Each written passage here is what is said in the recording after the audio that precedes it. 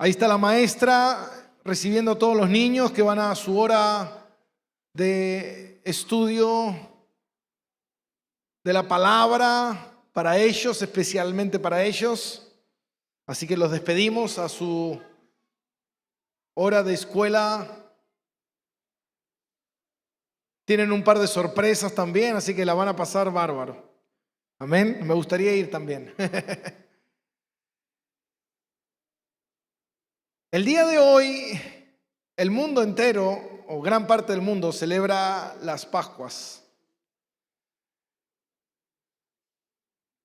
Y hablar de Pascua, pudiéramos decir,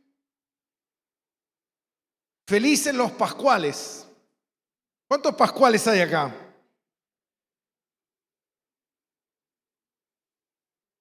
La palabra Pascua significa Pejash, que traducido quiere decir pasar por alto. Para el mundo, las Pascuas es un fin de semana largo, unos días más de descanso, unos días de vacaciones, comer, beber, emborracharse, reunirse, pero nada tiene que ver con Jesús, nada.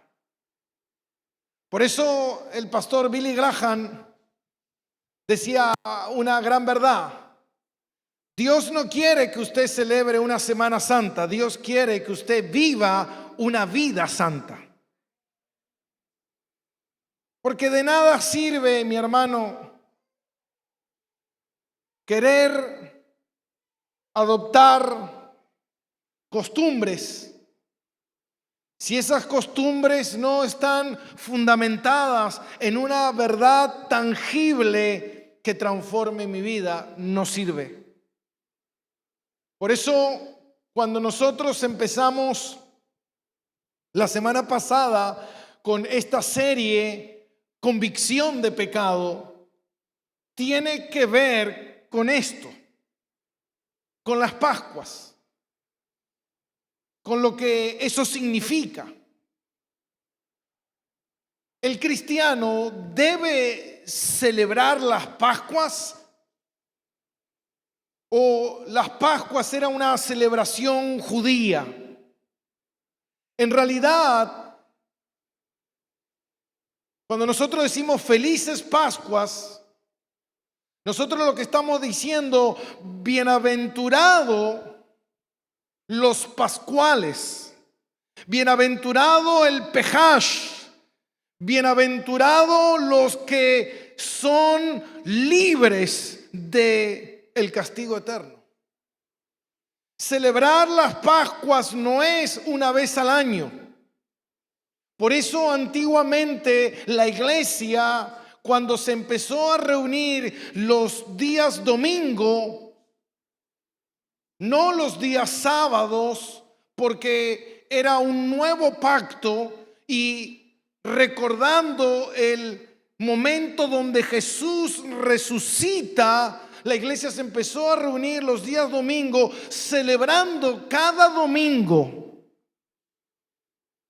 las Pascuas. Cada domingo que la iglesia se reúne, nosotros celebramos la victoria de Cristo para nuestra vida. Amén.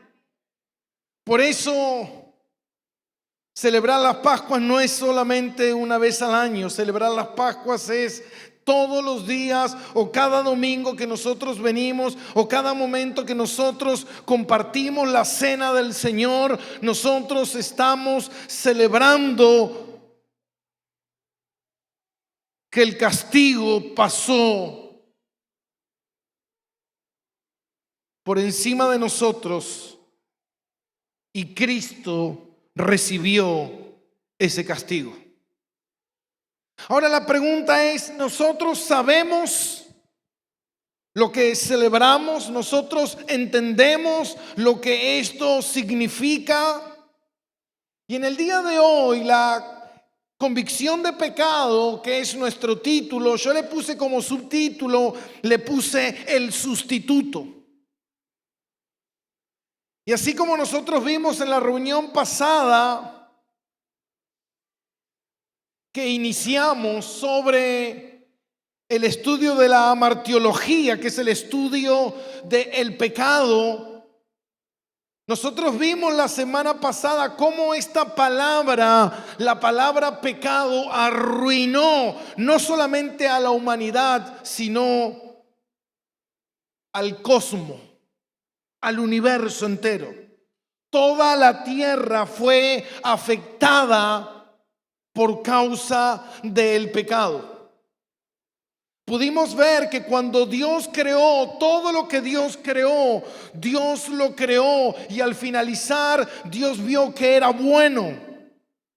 Todo lo que Dios había hecho era bueno.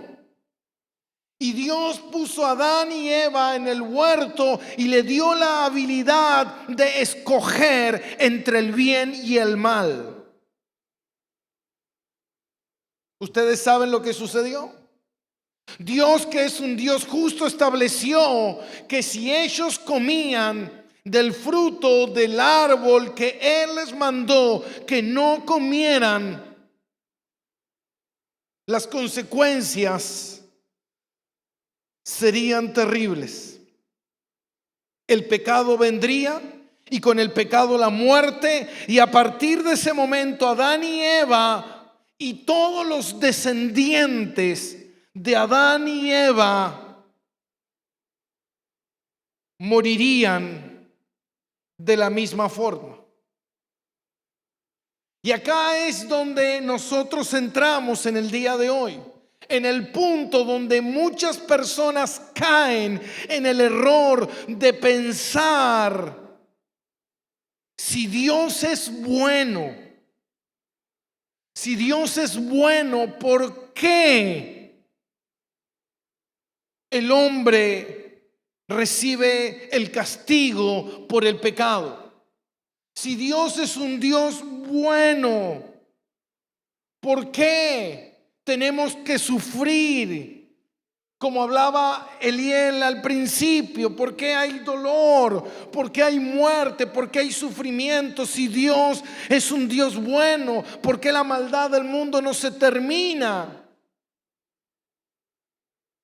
¿Qué clase de Dios es este que no puede pasar por alto un acto tan insignificante como el comer una fruta que Él les mandó a que no comieran? Y este es el punto importante para que nosotros podamos entender y no caer en el error como mucha gente lo hace. En el error de pensar que si Dios es bueno, Él está obligado a perdonar a todos de manera igual, universalmente. Todo el mundo, como creen en tantas religiones, todos vamos a ir al cielo. ¿Por qué? Porque Dios es bueno. Todos vamos a ir al cielo porque Dios nunca impondrá un castigo, porque Dios no puede castigar al hombre porque Él es bueno. Él va a perdonar a todos y no va a imponer ningún castigo, ninguna maldición, ninguna muerte por causa del pecado. Ahora, esto es lo que mucha gente prefiere creer. Justamente el otro día estaba escuchando una nota sobre una periodista que ella hablaba sobre un evento donde en un momento su padre muere y ella estaba muy preocupada, aterrada por causa de la muerte. Y en ese momento que ella estaba aterrada por la muerte, dice que ella en un momento entra a su habitación y ella siente a su padre en la presencia, ahí donde ella estaba, y siente que su padre le da un mensaje. Y a partir de ahí ella empezó a creer y dijo, bueno, ¿será que mi mente quiere creer en esto para convencerme? Pero dice que al otro día o a los días siguientes, no al otro día, sino a los días siguientes, se encuentra con una mujer que es psíquica o que anda en las cosas de los muertos y en el ocultismo, y le dijo, ¿sabes qué? Quiero decirte algo. ¿Qué? Le dijo, tengo a tu padre aquí que me anda rondando y tiene un mensaje para ti. ¡Wow! Y ella le dijo, dime el mensaje. Y dice, cuenta ella, y fue el mismo mensaje que yo había escuchado en la habitación. Y ahí me quedé tranquila de que la muerte está todo bien, está solucionada. Cuando nos morimos, nos vamos a un mejor lugar. Y yo dije, ¿qué hijo del diablo que es? Diablo astuto, dije, las haces bien. Hermano, lo mejor que hay que usted le tenga terror a la muerte, si no tiene a Cristo. Pánico, si usted tiene pánico a la muerte, pastor, yo sufro de la muerte, yo tengo terror a la muerte, es lo mejor que te puede pasar. Porque eso es la muerte. Si Cristo no es tu Señor. Mucha gente prefiere creer en eso. Creer en que Dios es un Dios bueno, es un Dios de amor y que todos vamos a ir al cielo y no pasa nada. Pero hay un problema que nosotros estamos ignorando en todo esto. Y es la justicia de Dios. Nosotros no podemos ignorar la justicia de Dios. Preferimos ignorarla, preferimos pensar que Dios es un Dios de amor y de bondad y que no pondrá castigo a nadie y que todos nos iremos al cielo. Pero ¿qué pasa cuando usted mira en las noticias y ve que un hombre mata a una familia, viola a un niño, toman a un niño para tomarlo como esclavo sexual y lo explotan y se lo arrebatan de sus padres? O vemos esas personas que ponen bombas y matan gente y usted dice, quiero justicia. Eso merece justicia. Esa persona merece pagar por lo que hizo. Y usted se indigna en lo más profundo de su corazón. Pero usted está pidiendo a Dios justicia, el mismo Dios que está pidiendo que sea imparcial en otras cosas, en eso está pidiendo justicia. Entonces, en algunas cosas yo quiero que Dios sea justo, pero que en otras cosas Él las pase por alto. Pero el tema es que este mismo Dios que juzga una cosa es el mismo Dios que también juzga las cosas que tú consideras que Dios no debería juzgar. ¿Y sabe por qué? Porque Dios es justo. Y como Dios es un Dios justo, el problema es que nosotros, al no ser justos, tenemos una distorsión de lo que es la justicia. Una distorsión que también el gran reformador Martín Lutero sufrió. Él en un momento pensó que Dios era un Dios con un garrote que iba aplastando a todos. Hasta que él un día se encontró con un pasaje de Romanos y todo cambió. El problema es que muchas veces nosotros, al no entender la justicia de Dios, no estamos entendiendo verdaderamente lo que es este atributo innegable, increíble de Dios. ¿Por qué? Porque Dios, si no es justo, Dios no es Dios. Y ahí estamos en un problema. El doctor R.C. Sproul dice: la justicia es necesaria para que haya rectitud. La rectitud es necesaria para que haya bondad. Entonces, ¿qué quiere decir con esto? Que para que la bondad se vea, tiene que haber justicia. Porque si no hay justicia, no hay rectitud, mi hermano. Entonces, así como todos los atributos de Dios operan, esto lo hemos enseñado en nuestro estudio de teología, que todos los atributos de Dios operan en Dios las 24 horas, los 7 días de la semana, todo el tiempo. No es que en algún momento Dios es bueno, en otro momento Dios es justo, en otro momento Dios es un Dios de amor. No. Todo opera al mismo tiempo en Dios. Entonces, si hay bondad en Dios, también hay justicia y hay rectitud. Por eso nosotros conocemos ese pasaje y lo invito a buscarlo en Génesis capítulo 18, versículo 22, donde Abraham intercede por Sodoma y Gomorra.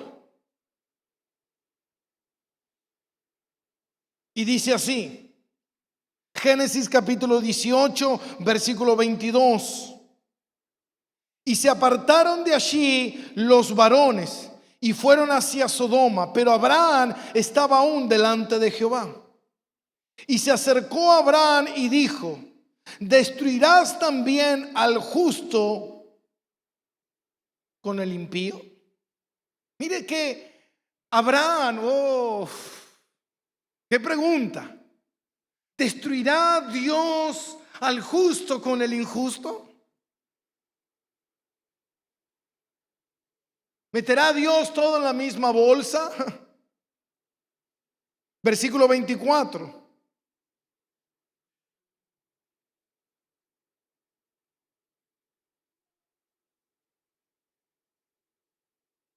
Quizás haya 50 justos dentro de la ciudad. ¿Destruirás también y no perdonarás al lugar por amor a los 50 justos que estén dentro de él? Versículo 25. Lejos de ti el hacer tal que hagas morir al justo con el impío, y que sea el justo tratado con el impío. Nunca tal hagas. El juez de toda la tierra no ha de hacer lo que es justo. ¡Bingo!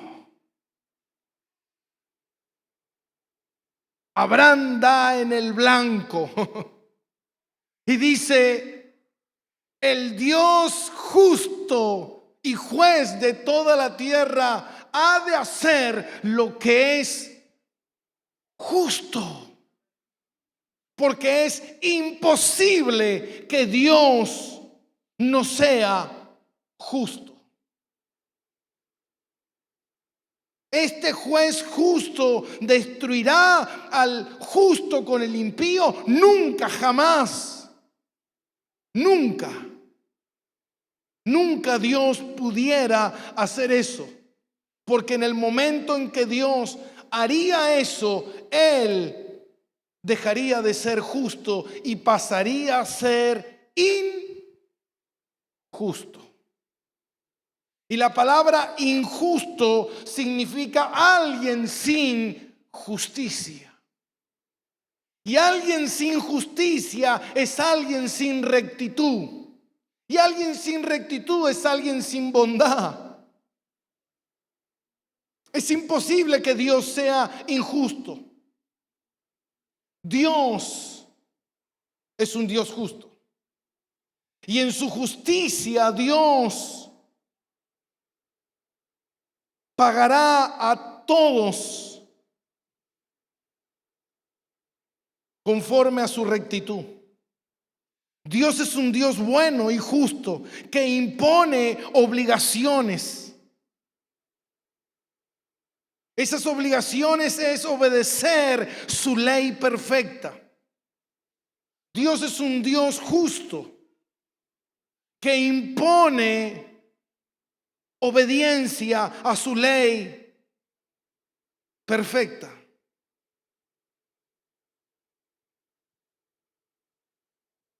Dios no puede habitar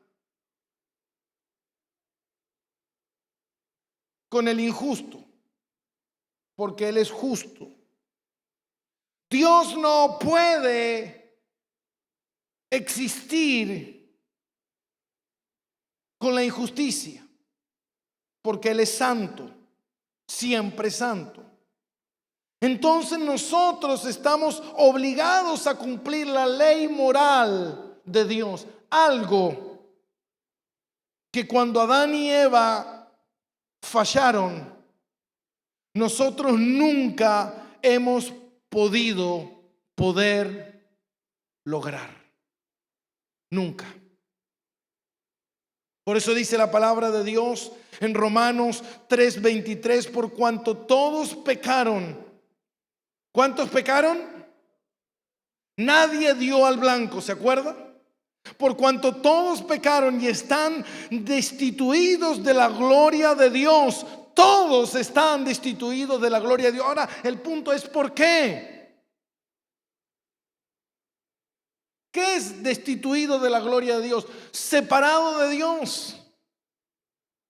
Separado de Dios. ¿Por qué Dios tiene que estar separado de mí? ¿Por qué? Porque Dios es un Dios santo y justo y Él no puede tener relación con el pecado y la injusticia. No se puede. No se puede. Es imposible. Este acto nos ha llevado a separarnos de Dios. Lo que se conoce en teología como la separación. A partir de ese momento ocurrió una separación eterna, imposible que el hombre pueda reparar. Imposible. ¿Por qué? ¿Por qué el hombre no puede repararla? Porque el hombre nunca jamás va a tener ni la intención, ni la habilidad, ni la justicia para poder hacer lo correcto. Nunca. El hombre nunca va a poder reparar esta separación. Pero Dios, que es un Dios justo y también un Dios de amor y bondadoso, es Él el que inicia un plan de rescate.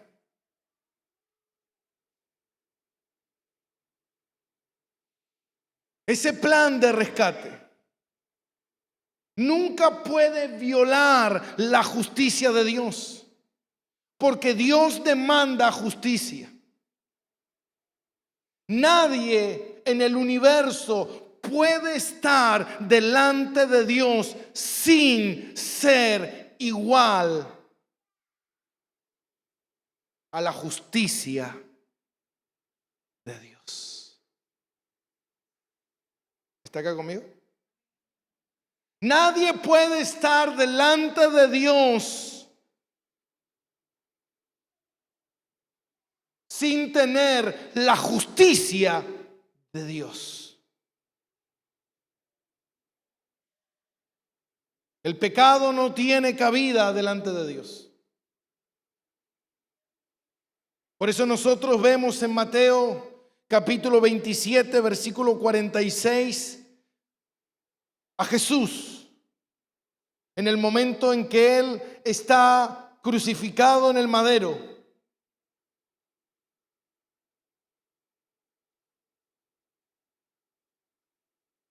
Jesús estuvo 6 horas en un madero.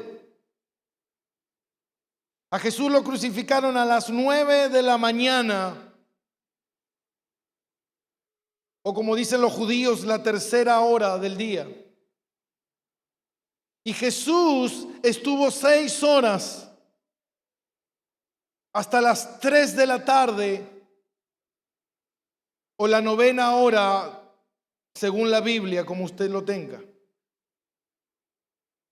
Y Jesús a las 3 de la tarde, después de 6 horas estar colgado de un madero agonizando, Jesús clamó en Mateo 27:46 una palabra muy importante, y él dijo: Dios mío, ¿por qué me has desamparado, abandonado?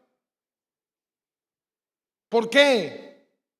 ¿Por qué, Dios, me has abandonado? ¿Dios abandonó a su Hijo Jesús en la cruz? Claro que sí. Mucha gente dice no. Claro que sí, mi hermano. Porque si no, no se pudiera nunca cumplir la justicia de Dios. ¿Por qué? Porque Dios es justo y Dios exige justicia. Y esa justicia es rectitud absoluta. Y en ese momento Jesús, que nunca practicó el pecado, que es completamente santo, Él se hizo pecado. Él tomó nuestro lugar. Él cargó sobre sí todas nuestras iniquidades. En ese momento que Jesús clamó: Padre, ¿por qué me has abandonado?, la justicia de Dios estaba cayendo sobre el culpable. Jesús estaba satisfaciendo, escuche, la justicia de Dios. Él se estaba entregando en nuestro lugar. Jesús tomó nuestro lugar por nosotros. ¿Por qué? Porque nosotros nunca hubiésemos podido restaurar la relación rota con Dios por medio de nuestros propios medios. Por eso dice la palabra de Dios en Lucas 19:10: porque el Hijo del Hombre vino a buscar y a salvar lo que se había perdido. Nunca nosotros hubiésemos podido arreglar la relación con Dios. ¿Por qué? Porque no solamente porque carecemos del pago, y esto lo enseña muy bien el teólogo Arcis Sproul, porque hay 2 tipos de pagos. Un pago es el cual usted está en una heladería y de repente entra un nene, cuenta él y dice que quiere una bocha de helado, y cuando le sirven la bocha de helado le dan al nene y el nene saca de su bolsillo un billete de 100 pesos y el heladero le dice: no, el helado vale 200 pesos. El nene no llega a cumplir el valor del helado, pero usted que está ahí al lado se siente conmovido, saca los otros 100 pesos y le paga al heladero los otros 100 pesos. El nene lo mira y le dice: muchas gracias, señor, y se va contento con su helado. El heladero está obligado a recibir su pago, porque él impuso un precio. El precio son 200 pesos. El nene no llega, usted toma ese lugar, le da la diferencia y el hombre está obligado a cumplir ese trato comercial.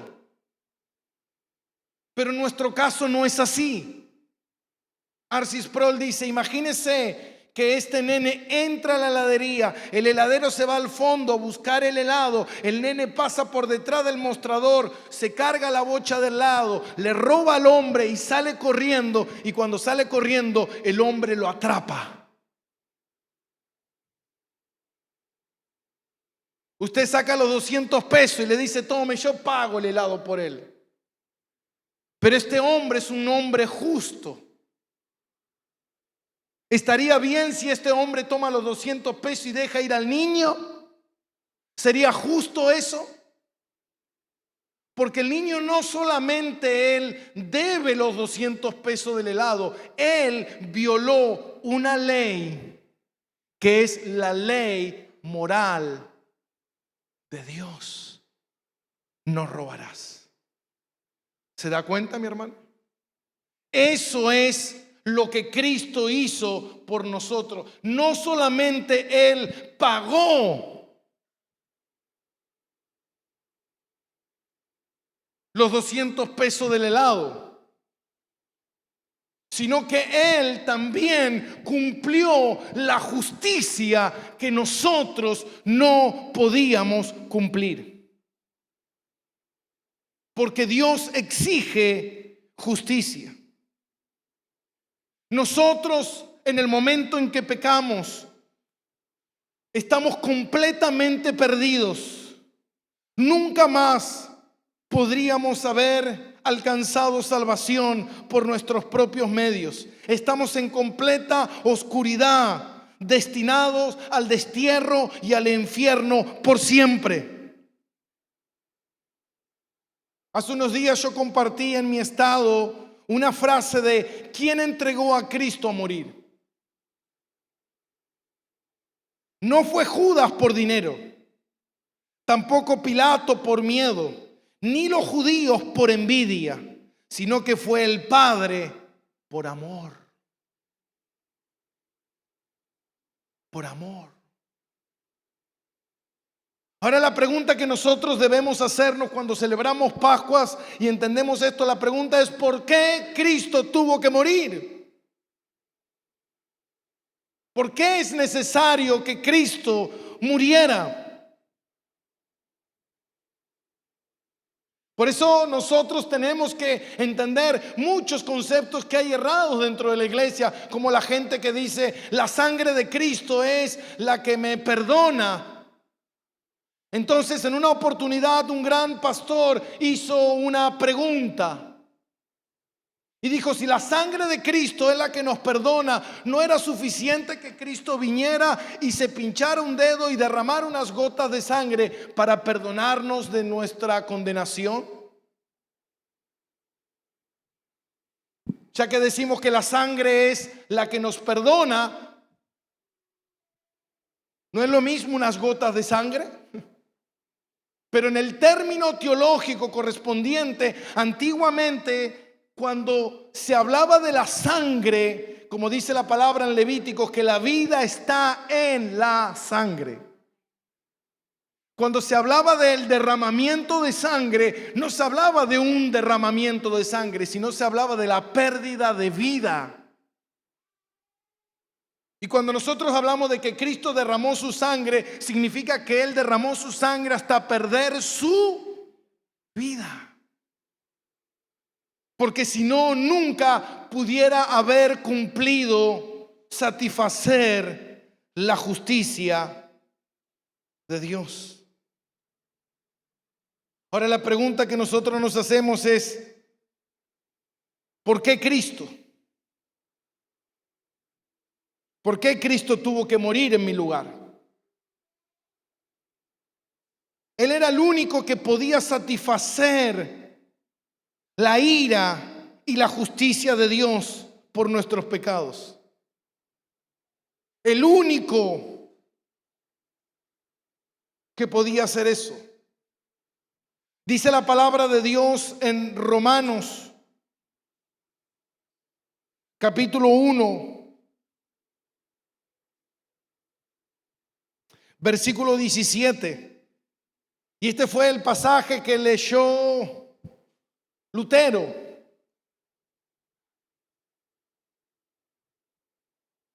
Dice, porque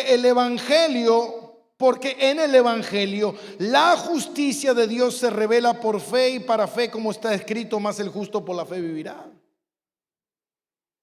Yo sé que usted está diciendo amén, pero no entendió un comino de lo que quiere decir ese pasaje de las Escrituras.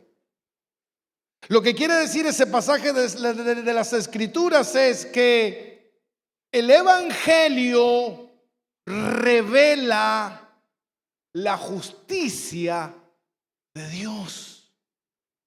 El Evangelio revela la justicia de Dios. ¿Y cuál es la justicia de Dios? La justicia de Dios es que nadie puede ser salvo por sí mismo, porque todos carecemos de una vida completamente justa, sin pecado. Por eso el único que puede lograr eso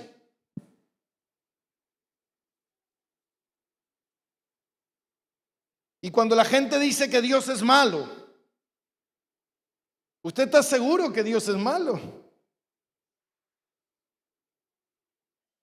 ¿O usted no entiende lo que es la justicia de Dios?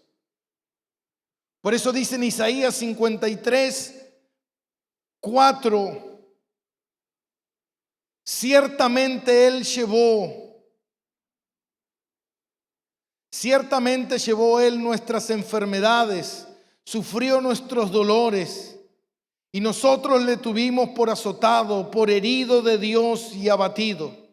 Mas Él herido fue por nuestras rebeliones, molido por nuestros pecados. El castigo de nuestra paz fue sobre Él, y por sus llagas nosotros fuimos curados. Todos nosotros nos descarriamos como ovejas, cada cual se apartó por su camino. Mas Jehová, acá está el tema, mas Jehová, Dios Padre, cargó en Él el pecado de todos nosotros. ¿Qué significa esto? El pastor y teólogo español Evis Carballosa, que se lo recomiendo que lo escuche, es un hombre ya mayor. Él dice que la traducción correcta con respecto a este pasaje de las Escrituras es que Dios descargó en Jesús todas nuestras transgresiones. Dios mismo, que Él exige, un Dios santo que exige justicia, Él ve que el hombre está imposibilitado de toda justicia y de toda santidad. Por eso mismo el Evangelio revela la justicia de Dios, que Dios mismo se encarnó y vino al mundo a buscar a los suyos, a pagar el precio que ellos no podían pagar, para tomar el lugar, para que ellos fueran justicia delante de Dios. Por eso dice la palabra de Dios en 2 de Corintios, capítulo 5, versículo 21. El que no conoció pecado, por nosotros lo hizo pecado, para que nosotros fuésemos hecho justicia de Dios en él. Justicia de Dios en él. Porque en el Evangelio la justicia de Dios se revela por fe y para fe, como está escrito, mas el justo por la fe vivirá. ¿Qué significa esto? Significa que la justicia de Dios es Jesucristo. Jesucristo es la justicia de Dios y nadie podrá jamás entrar a la presencia de Dios, porque Dios es un Dios justo, que demanda, que requiere, que exige justicia. Y nadie jamás podrá entrar a la presencia de Dios sin justicia. Por eso Dios se encarnó y envió a su Hijo Jesús, porque era el único que podía cumplir la justicia perfecta y transferirla a mí para hacerme justo a mí delante de Dios. El sustituto se hizo pecado por mí para que yo hoy tenga la justicia de Dios, de Cristo, que es Dios, tenga la justicia. Y Dios Padre me reciba en oración delante de su presencia cuando me toque partir y pueda entrar. ¿Por qué? Porque Dios ve en mí un cambio de vestiduras, un cambio de pecado que fue sobre su Hijo, y la ira de Dios cayó sobre su Hijo para que yo tenga la vestidura de Cristo y sea justificado y pueda estar delante de un Dios justo. Solamente Él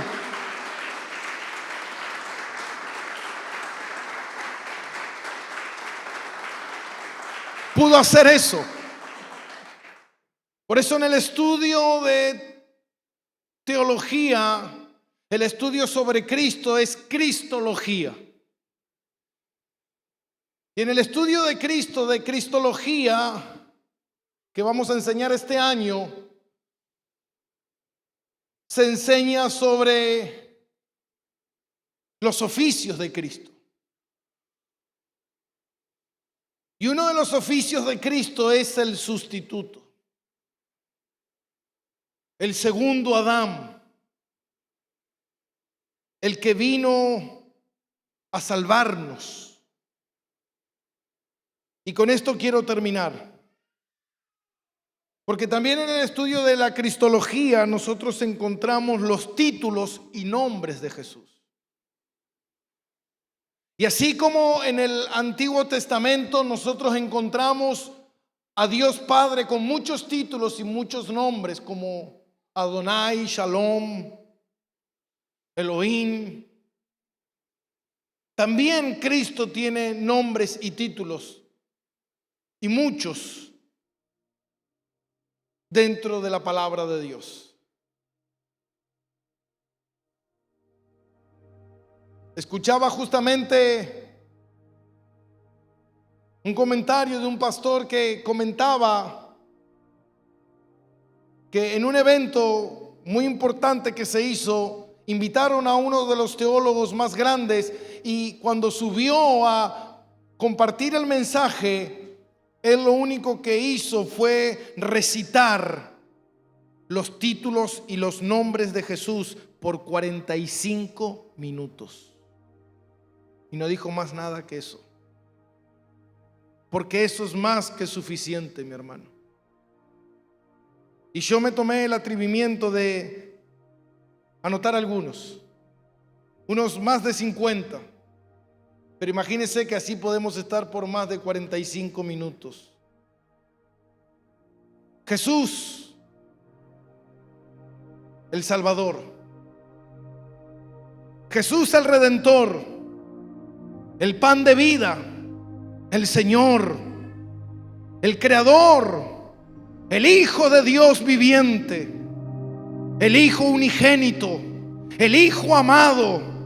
El Santo de Israel, el admirable, el Rey de Reyes, el cabeza de ángulo, el omnipotente, el Alfa y el Omega, el Rey de los judíos, el sumo sacerdote, el Padre eterno, el consejero, el Dios fuerte, el príncipe de paz, el maestro, el profeta, Emmanuel, mi abogado, mi redentor, mi juez, el autor y el consumador de la fe, el buen pastor, el verbo, la roca, la vid verdadera, el redentor, el novio, la aurora, el carpintero, el camino, el rey de Israel, el hijo del hombre, la verdad, la imagen de Dios invisible, la rosa de Sarón, la estrella resplandeciente, la vida, el león de la tribu de Judá, el yo soy, Cristo. Él es el único. No hay nadie como tú, Señor. No somos nada sin ti, oh Dios. Nuestro corazón te necesita, nuestro Salvador.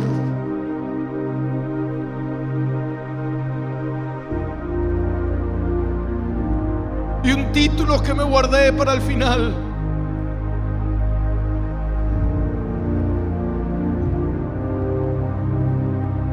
es nuestro amigo,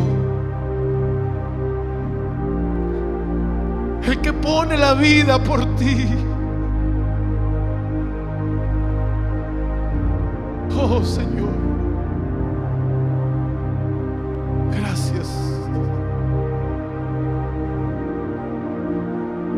Alabado sea tu nombre. Dale un fuerte aplauso al Rey, al que vive, al que reina.